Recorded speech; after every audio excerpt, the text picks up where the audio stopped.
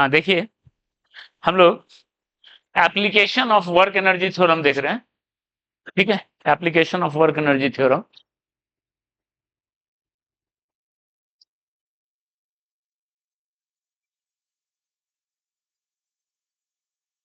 Last class में work energy theorem का 2-3 application हम लोग किए थे। एक ब्लॉक को ऊपर थ्रो करो, ऊपर से नीचे आया, एयर ड्रैग का वर्क निकाले थे। अब हम इसमें क्या करेंगे, वर्क एनर्जी में, वर्क एनर्जी थ्योरम को स्प्रिंग वाल में अप्लाई करके देखते हैं। हम लोग स्प्रिंग का वर्क डन निकाल चुके हैं। ठीक है, work done by spring force derive भी कर चुके हैं। ठीक है, कितना होता है Aishwarya work done by spring force?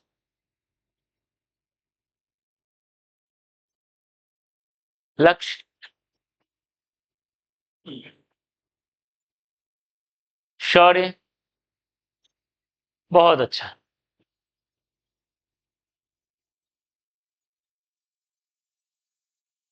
X I square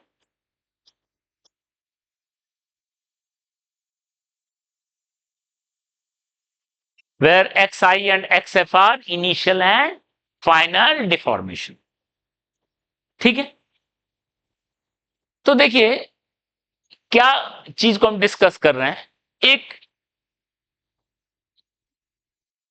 horizontal surface पे, ये एक हॉरिजॉन्टल सरफेस पे एक स्प्रिंग है, एक ब्लॉक से अटैच, एम मास के ब्लॉक से, के स्प्रिंग कांस्टेंट है, ये अभी नेचुरल लेंथ पे है।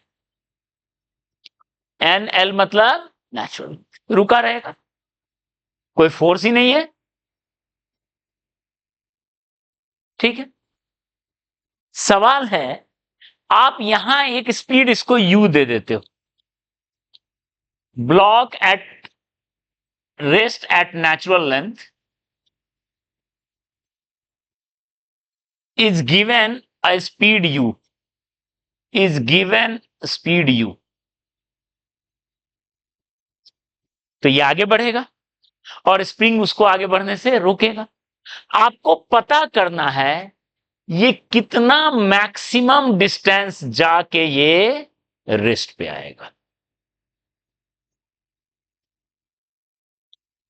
आपको पता करना है find maximum deformation occurred in a spring during this process। और रिजल्ट को एकदम याद रख लेना है, रिजल्ट एकदम याद रख लेना है। ये रिजल्ट सिर्फ इसी चैप्टर में नहीं, सिंपल हार्मोनिक मोशन चैप्टर में भी काम आता है। आने वाले चैप्टर, आगे एक चैप्टर है सिंपल हार्मोनिक,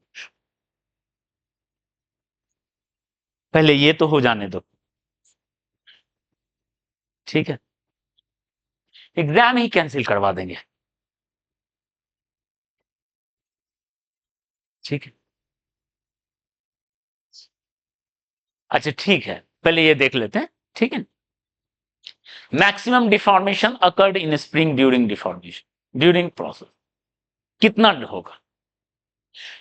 तो इसमें हम क्या करेंगे, ऑब्वियस है हम लगा रहे हैं इसको वर्क एनर्जी थ्योरम्स, इससे सॉल्व कर रहे हैं वर्क एनर्जी थ्योरम्स।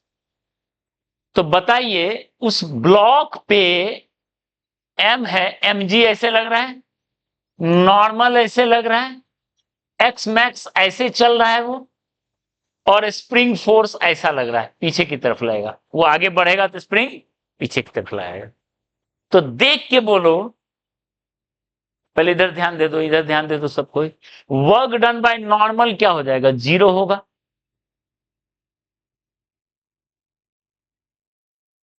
ठीक है, वर्क डन बाय नॉर्मल 0 होगा, वर्क डन बाय ग्रेविटी 0 होगा। क्यों होगा 0? कुछ काम हुआ है? कोई काम का ही नहीं है, एकदम नकारा फोर्स है सर, क्योंकि परपेंडिकुलर है डिस्प्लेसमेंट के परपेंडिकुलर, ठीक है। तो अब यहां से वर्क करने वाला कौन है? सिर्फ स्प्रिंग, ठीक है। तो work done by all forces में सिर्फ वर्क डन बाय स्प्रिंग आएगा, ठीक है। तो अब हम वर्क एनर्जी लगा रहे हैं, कैसे लगाएंगे देख लो। Work done by spring equal to हो जाएगा चेंज इन, यही है work done by all, kinetic energy final minus initial, final है 0, इनिशियल, ठीक है। और वर्क डन बाय स्प्रिंग पर लिखेंगे एक्सप्रेशन k/2 इंटू इनिशियल। तो इनिशियल ये है और फाइनल ये अभी हम ले रहे हैं यहां से यहां। तो इनिशियल डिफॉर्मेशन क्या है? 0। डिफॉर्मेशन हमेशा नेचुरल लेंथ से लेते हैं, तो नेचुरल लेंथ पे इनिशियल डिफॉर्मेशन 0 और फाइनल डिफॉर्मेशन। तो आपके पास क्या रिजल्ट आया देख लीजिए।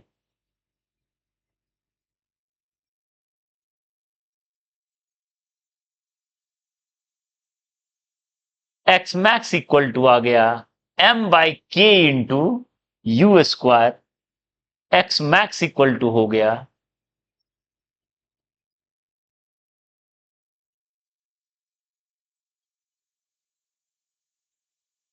क्लियर है, एक्स मैक्स इक्वल टू ये,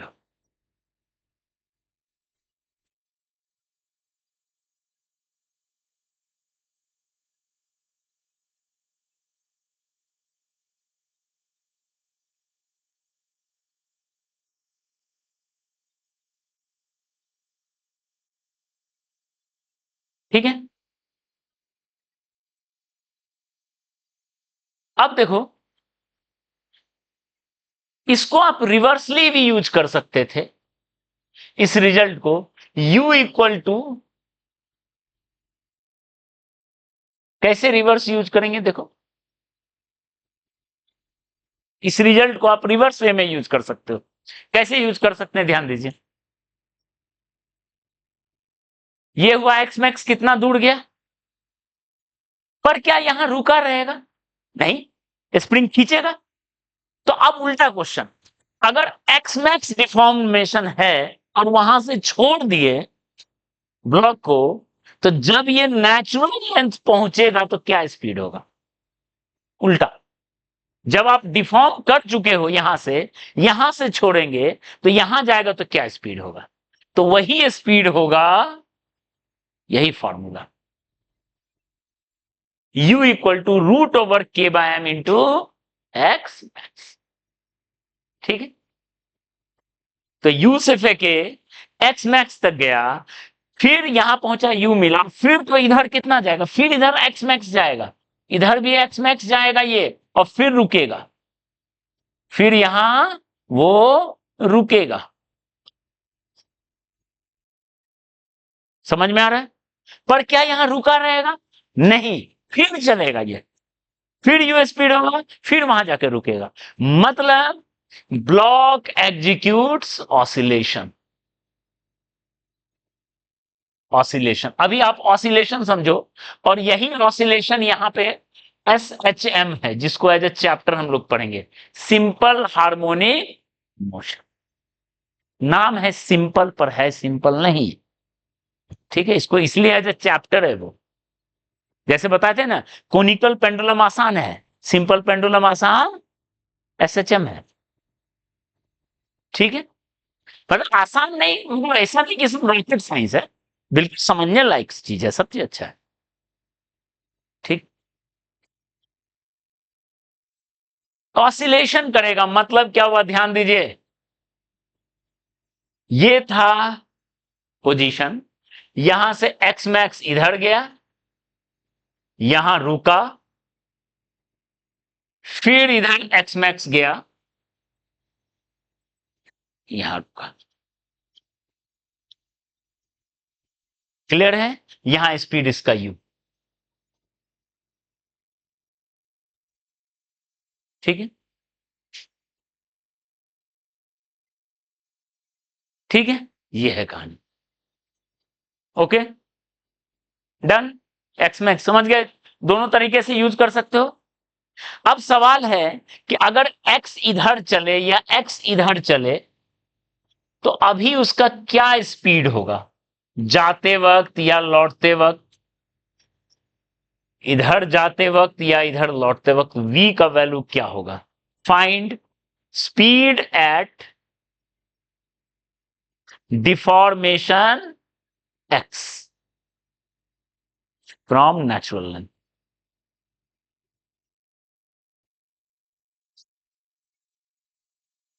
ठीक है, क्या स्पीड होगा, मतलब बीच का सिचुएशन भी पूछा जा सकता है।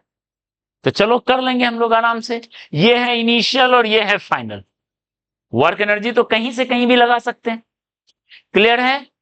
तो इनिशियल बताओ, initial kinetic energy half m u square, final kinetic energy half m, change in kinetic energy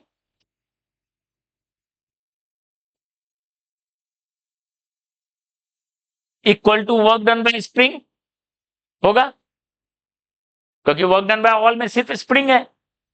अब बताओ स्प्रिंग का वर्क क्या लिखेंगे, स्प्रिंग का वर्क लिखेंगे यानी यहां से हो गया half m v square minus half m u square equal to work done k by two initial deformation minus final deformation का स्क्वायर।